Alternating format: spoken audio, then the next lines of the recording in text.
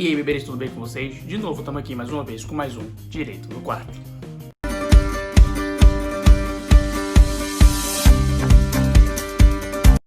E hoje começa a nossa primeira aula, então se você não pegou ainda, pega lá teu caderno, as canetinhas coloridas, marca texto, aquele velho vade-meco e também sua doutrina preferida para a gente poder começar a nossa primeira aula de Direito Penal. Para quem não me conhece, não assistiu o primeiro vídeo, meu nome é Miguel Bonfim, sou advogado, especialista em ciências criminais e a gente está aqui para poder falar de Direito Penal, Processo Penal e Criminologia. Hoje, conforme votação lá na enquete, lá no Instagram, a gente chegou à conclusão que hoje seria a aula de Direito Penal. E para começar Direito Penal, a gente precisa começar pelo início, óbvio. E aí eu preciso que você abra seu caderno, pegue sua caneta e coloque aí Direito Penal. Antes de entrar num aspecto de direito penal, vamos falar o que a doutrina traz sobre o nome direito penal e direito criminal. Existe uma discussão, só que a discussão é: direito criminal estaria relacionado aos crimes, direito penal relacionado às penas. Só que isso cai por terra quando a doutrina majoritária acredita simplesmente que o nome deveria ser direito penal, seja porque o nosso código aqui no Brasil se chama Código Penal, seja porque a própria Constituição Federal, a Carta Magna de 88, trata sobre direito penal. E agora vamos entrar então nos aspectos que vão gerar os conceitos de direito penal. Começa então anotando aí. Quando a gente fala do conceito formal ou estático, ele vai falar sobre as leis, a forma em que a lei apresenta os crimes.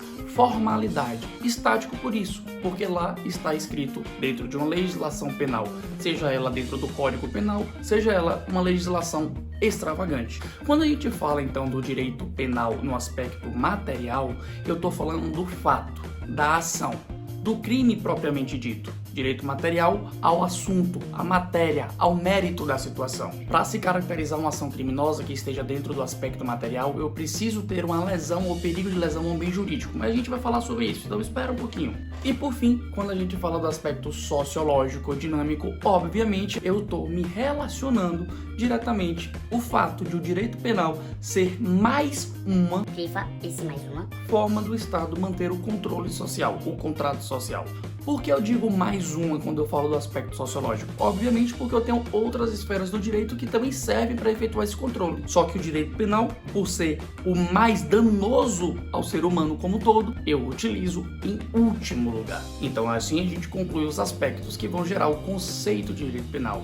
Seja ele o aspecto formal ou estático, seja ele o aspecto material, seja ele o aspecto sociológico ou dinâmico. Superado então os aspectos do direito penal, vamos partir para a missão. Qual é a missão do direito penal? Hoje os carros tá top, né? Passando com som, tá top, aglomeração tá aqui, né? Direito penal serve para quê?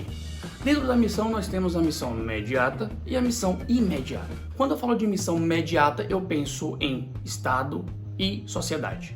Então eu preciso entender que a missão imediata do direito penal é buscar sempre o controle social, o controle da sociedade, além de limitar o poder punitivo do Estado. Só que de outro lado eu tenho a missão imediata. E aí eu tenho uma divergência doutrinária. E quando eu falo de divergência doutrinária, eu começo a colocar um asteriscozinho, marcar de marca-texto, criar um coração, botar uma clarinha, botar um adesivo, fazer setas, para poder chamar a atenção e eu ficar esperto. Por quê? Eu preciso saber quais as divergências doutrinárias que podem cair em minha prova. E eu preciso trazer duas mais conhecidas, que vão tratar sobre o funcionalismo. Só que quando eu falo de funcionalismo, eu quero que você lembre da seguinte situação nesse momento. Funcionalismo é um estudo atual, moderno, digamos assim, que busca saber a verdadeira função do direito penal. E dentro desse funcionalismo eu vou ter duas correntes que vão me chamar a atenção. A corrente funcionalista teleológica e a funcionalista sistêmica. Vamos começar pela teleológica. Quando eu falo de funcionalismo teleológico, eu lembro de Klaus Roxin. Ele quer dizer que a missão imediata do direito penal é a buscar a proteção de bens jurídicos importantes para a sociedade. Miguel, mas o que é bem jurídico? Respondo para você. Bem jurídico nada mais é aquilo que vai ser afetado com um ato humano. Mas bem jurídico relevante, por exemplo, a vida. Pronto, a Constituição coloca a vida como um direito fundamental do ser humano. Então nós temos aí sim um bem jurídico que deve ser tutelado pelo direito penal, o braço do Estado mais pesado.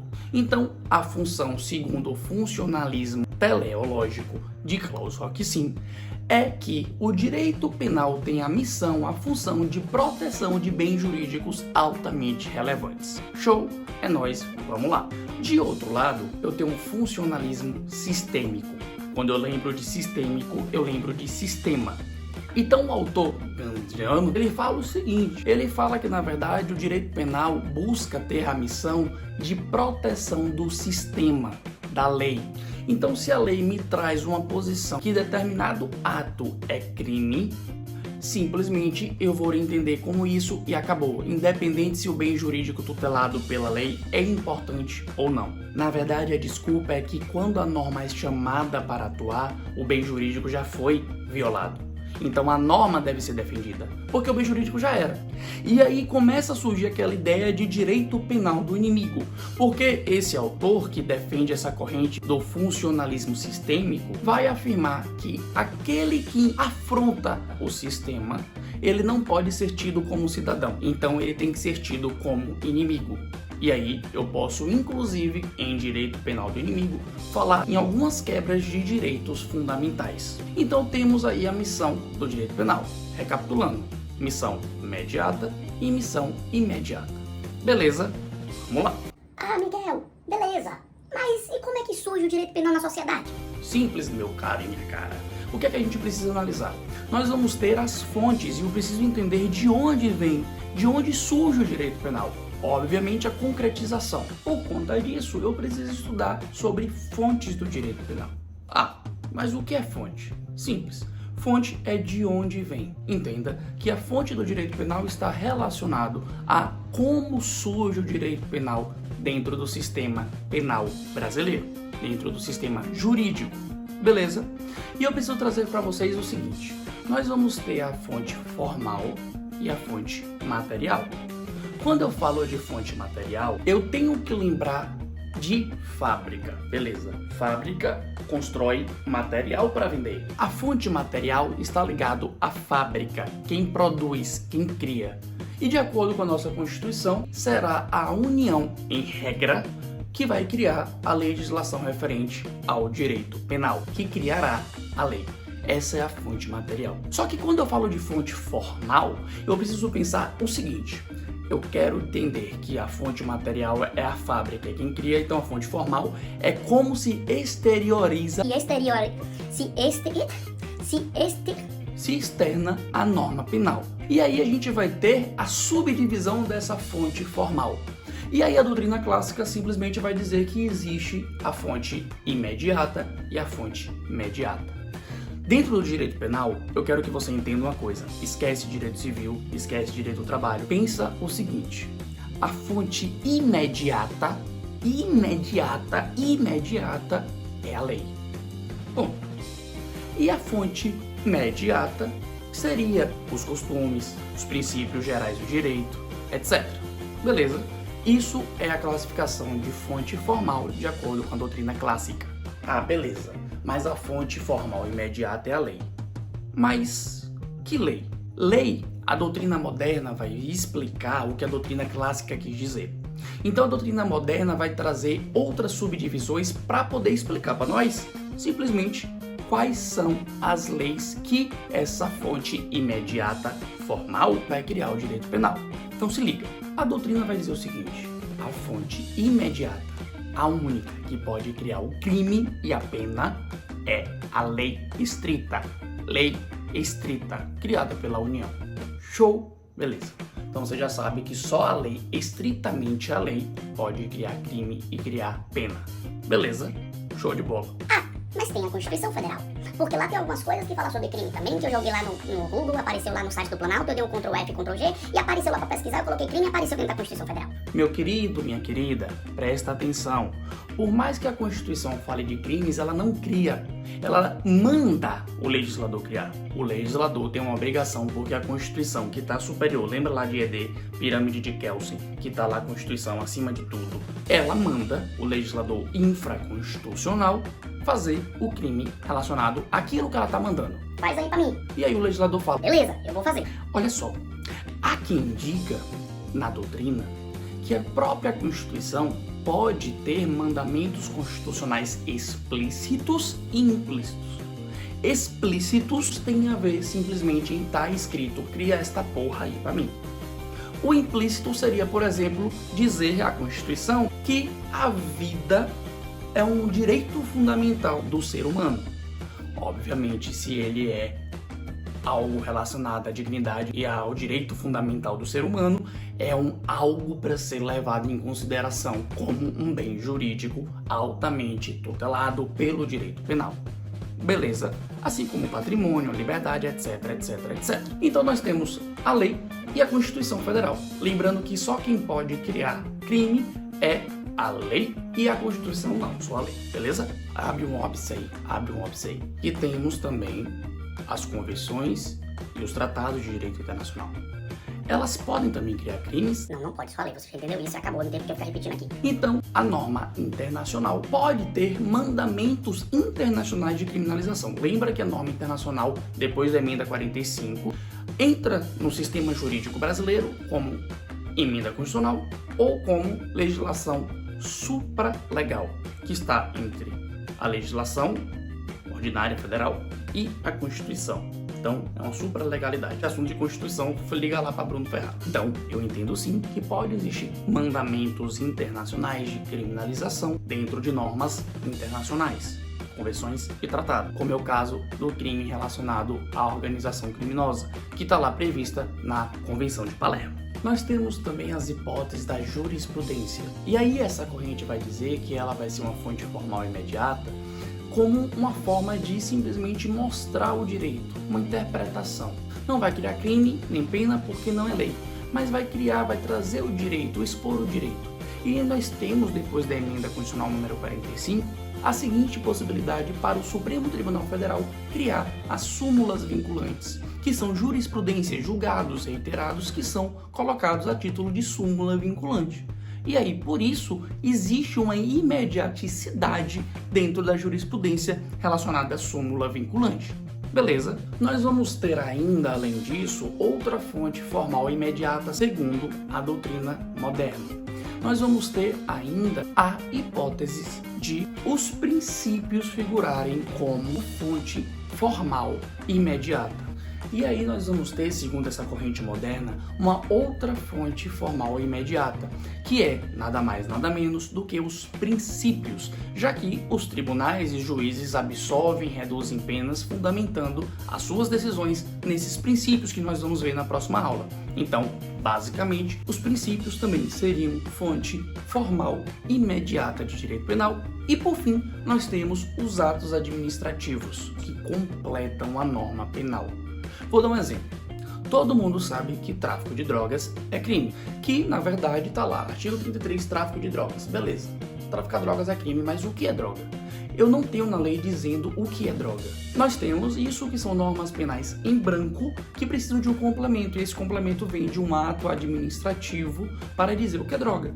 E aí a Anvisa vem lá dizendo que, por exemplo, a maconha é droga, a cocaína é droga, lança-perfume é droga, enfim, entre outras coisas. Beleza, já como fontes mediatas dentro dessa perspectiva de doutrina moderna, nós vamos ter como fonte mediata a doutrina, que são os estudiosos do direito, a galera que estuda, que faz mestrado, doutorado, que publica livro, que faz teses acadêmicas sobre direito penal. Se você utiliza isso, inclusive em sua peça de defesa, ou então na sua peça de acusação, ou então na sua sentença quando você virar juiz e absolver meu cliente. BRICS.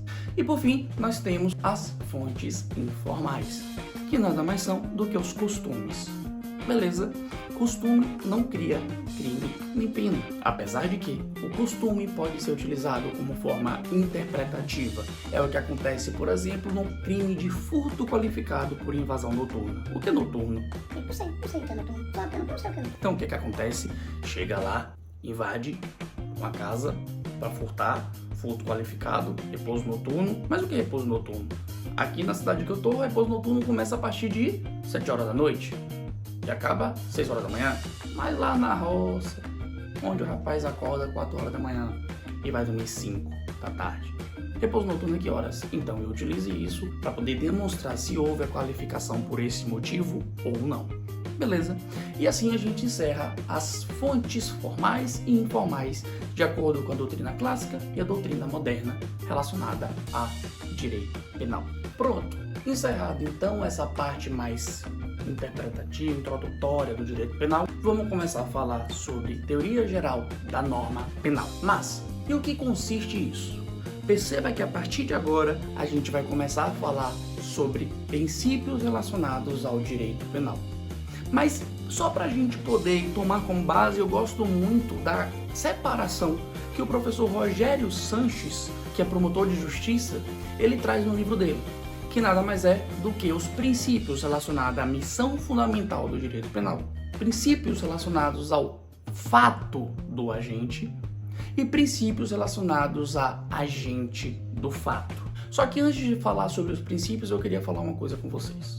Eu quero apresentar 3 pessoas que vocês vão acompanhar de hoje até o fim da vida de vocês, que são nada mais nada menos que Mévio, Caio e Tício. Ah, tudo bem, obrigado. Como é que vai você? Tudo bem, você? Tudo bem, tudo bem também. Ah, como vai você? Tudo bem com você? Tudo bem com você? Ah, comigo tudo bem também, tudo bem também. Que bom, tá bom, tá bom. Fica à vontade, fica à vontade, fica à vontade. Não, fica à vontade você, por favor, não pode. Depois desse show, vamos começar então falando sobre os princípios relacionados à missão do direito penal.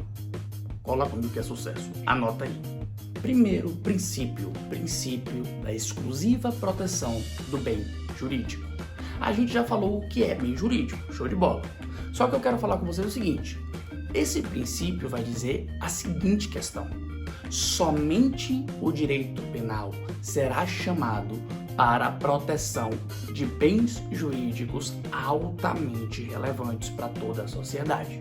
Então entenda a seguinte questão: a proteção exclusiva de bens jurídicos não é qualquer bem jurídico, são bens jurídicos relevantes. Lembra de Klaus Roxin?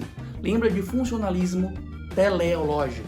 Bens jurídicos, na verdade, só para a gente lembrar, é aquilo para o direito penal que seja individual ou meta-individual, que seja material ou imaterial, que merece proteção da tutela penal. Olha só, anota uma OBS aí que vai te salvar o semestre. Quando eu falar que o direito penal está tutelando elementos meta-individuais, coletivos, eu posso ouvir alguma questão falar sobre espiritualização do direito penal. Está relacionado a, por exemplo, aos crimes ambientais, que protegem bens jurídicos meta-individuais, a coletividade. Show de bola? Massa! Show de bola! Vamos nós. O segundo princípio é o princípio da intervenção mínima ou ultima ratio. Quero chamar a atenção para vocês sobre esse princípio aqui. Basicamente, esse princípio vai dizer o seguinte: o direito penal só vai ser chamado para agir quando as outras esferas do direito civil, direito trabalhista, direito ambiental, direito etc, não forem suficientes para satisfazer a posição do Estado para manter o controle social. Então, o direito penal é a última ratio, o mais importante, é aquele que deve ser chamado por último. Só que o que acontece? Eu preciso chamar a atenção para 2 questões. Esse princípio vai ter 2 caráteres: o caráter fragmentário e o caráter subsidiário. Quando eu falo do caráter subsidiário, eu quero dizer que ela só vai agir quando as outras esferas do direito não forem suficientes. Se eu tenho as outras esferas do direito e elas não serviram, eu uso aquela que serve. Subsidiário, quando a primeira não vai, a segunda vai. Imagine aí que você tem uma paquera, você coloca de escanteio, e aí o que acontece? Aquela principal não pode ir com você te ter um bolo. Para você não ficar sozinho ou sozinho em casa, você liga para aquele amigo seu. Fica lá, tô aqui sozinho, abandonado, vem pra cá. Ele é o subsidiário. Beleza, vamos lá? Presta atenção. Quando eu falo do caráter fragmentário, eu lembro que o princípio da intervenção mínima ou da última ratio vai ser aplicada a bens jurídicos, mas somente a bens jurídicos relevantes. Pega aí um monte de areia, joga no chão, vai se espalhar. Lá estão os bens jurídicos. Só que daqueles fragmentos, somente esse aqui que são mais importantes vão ser protegidos. Por isso, caráter fragmentário. Superado então a fase que nós falávamos da intervenção mínima, e dentro da intervenção mínima falávamos da subsidiariedade e também da fragmentariedade, quero chamar a atenção sobre um outro princípio que vai advir do princípio da fragmentariedade, que é o princípio da insignificância ou bagatela. Antes, na verdade, de falar sobre esse princípio, eu quero explicar para vocês 3 coisas. A primeira se trata da subsunção. O que é subsunção? Subsunção é, eu tenho uma lei que trata do crime, escreve lá, matar alguém. Quando acontece um fato na sociedade e este fato faz a subsunção ao que está escrito, ou seja, eu pego o fato, alguém matou alguém, e coloco em cima da norma. Se o fato for descrito conforme está no texto da norma, há a subsunção. E aí tem a tipicidade formal, que é a segunda coisa que eu quero tratar com vocês. Eu tenho uma tipicidade formal que é basicamente o que? Está escrito na lei, então existe a tipicidade. É um crime típico, é um fato típico, está escrito, tipificado na lei. E nós temos a tipicidade material, qual seja o fato em si, o ato social. Beleza? O que é que acontece? O princípio da significância vai dizer que, já que os bens jurídicos que devem ser tutelados são aqueles de fato significativos, que merecem o respaldo da lei penal, a tipicidade material vai ser afastada quando ocorrer uma lesão mínima que seja insignificante a um bem jurídico que, em que pese tutelado pela lei penal, que é a tipicidade formal, a matéria é mínima, é insignificante, não vale a pena ser levado ao judiciário. E aí eu afasto a tipicidade material. E aí não há o crime por conta dessa tipicidade material. Beleza? Existia inclusive uma discussão se somente o juiz poderia aplicar. Só que hoje, por a jurisprudência entender que existe de fato a atipicidade da conduta, o que vai acontecer é simples, até o próprio delegado pode aplicar. Beleza? Ah, Miguel, mas é qualquer conduta mínima que vai ser aplicado? Eu posso aplicar para todos os crimes? Não, não é bem assim. Eu tenho alguns requisitos que eu preciso mencionar com vocês. São 4 requisitos. Só que antes de falar de cada um deles, eu quero te dar um bizu, te dar uma dica, para você conseguir entender e lembrar deles. Lembre de 4 palavras. Primeira, periculosidade, reprovabilidade, beleza? Ofensividade e lesão jurídica. A primeira palavra, que é a periculosidade, eu tenho que lembrar do perigo da ação. Então é a mínima periculosidade social da ação.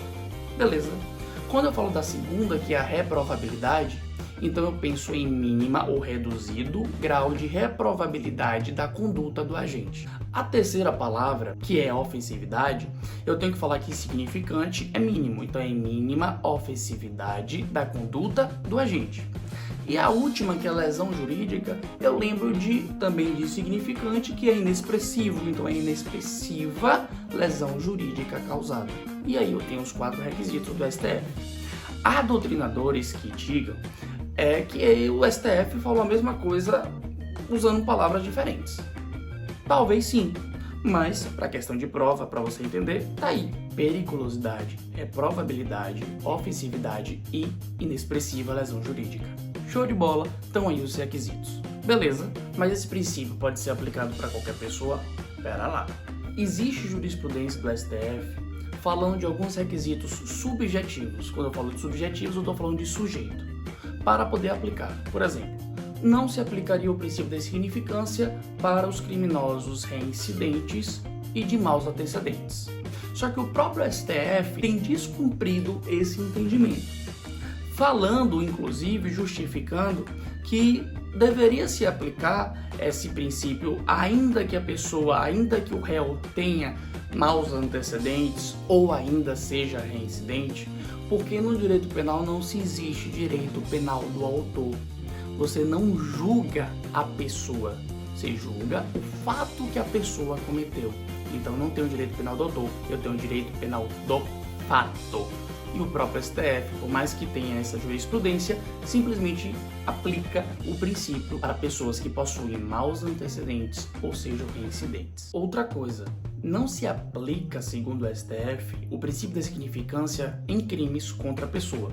Simplesmente se aplicaria para os crimes patrimoniais. Por quê? Porque os crimes de violência ou grave ameaça estão desclassificados segundo aqueles 4 requisitos que nós falamos agora há pouco. Inclusive, o crime de furto qualificado nem se aplicaria segundo o STF. Porque por mais que ele não tenha violência ou grave ameaça, ele, por ser qualificado, teria um índice de reprovabilidade social da conduta alto.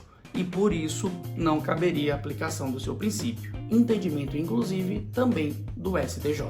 Já quanto à aplicação do princípio de bagatela, o princípio da insignificância, em relação aos crimes difusos, com bens jurídicos meta-individuais, a doutrina afirma que não se aplicaria tais princípios. Contudo, os tribunais superiores ora seguem a doutrina, ora não seguem a doutrina, etc. Isso em seus posicionamentos de julgamento. Vamos lá, deixa eu falar um exemplo para vocês. O STF e o STJ afirma que não se aplica o princípio da insignificância aos crimes de moeda falsa, aos crimes de tráfico de droga, aos crimes de posse de droga para uso próprio, etc. Mas de outro lado, enquanto o STF, em tese, aceita a aplicação do princípio da insignificância aos crimes contra a administração pública praticados por funcionário público, o STJ tem uma súmula de número 599 que diz que não se aplica o princípio da insignificância aos crimes contra a administração pública quando praticados por funcionários públicos. Contudo, em relação ao crime contra a administração pública praticado por particular, em um caso como é o caso do crime de descaminho, o STF e o STJ concordam em aplicar o princípio da insignificância nesse crime. Por fim, aos crimes praticados contra a mulher no âmbito familiar, tanto o STF quanto o STJ entendem que não se aplica. Inclusive, tem uma súmula de número 589 do STJ que afirma exatamente essa questão. Então, crimes praticados contra mulheres no âmbito familiar não se aplica o princípio da insignificância. Encerramos aqui então os princípios relacionados à missão fundamental do direito penal. Fica aí o bizu e a gente se vê na próxima com mais um Direito no Quarto.